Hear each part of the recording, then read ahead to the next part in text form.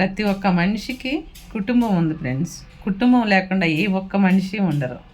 కానీ కుటుంబాలకి విలువ ఇవ్వటం 50% కూడా లేదు నేటి కాలంలో. అందుకే అన్యాయాలు అరాచకాలు ఎక్కువైపోయినాయి. మన కుటుంబాల్లో మనం అండర్స్టాండింగ్లో ఉండాలి.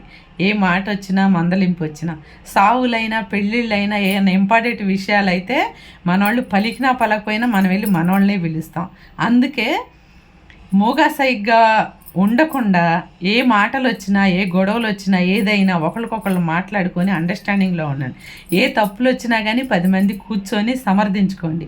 ఇవి ఇట్లాగే వదిలేసామనుకో ఒకళ్ళ మైండ్ ఒకళ్ళది చాలా చండాలంగా తయారవుతుంది. ఆడవాళ్ళకైనా అంతే, మగవాళ్ళకైనా అంతే.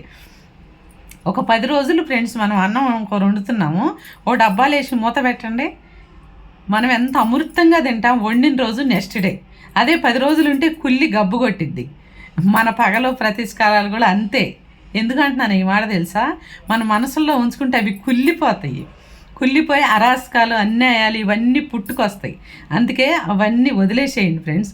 కుటుంబాల్లో పగలో దేశాలు పెంచుకోబాకండి. ప్రతి ఒక్క మనిషి ఆలోచించాల్సిన ఆలోచన. ప్రేమలు అభిమానాలు పెంచుకోండి. ఎన్ని జరిగినా కానీ అవన్నీ మనం తలుచుకుంటే నిమిషంలో వదిలేసేయచ్చు. ఇక్కడ పెంచుకున్నాం అనుకో పగ ఏముండదు, అరాచకాలు అన్యాయాలై మొత్తం ప్రపంచమే నాశనం అయ్యిద్ది. ప్లీజ్ ఫ్రెండ్స్, దయచేసి చెప్తున్నా, అందరినీ కాదు కొందరిని. ఐఎమ్ సారీ, బాయ్, సియో అవన్నీ కోల్పోయాం కనుక తెలిసింది.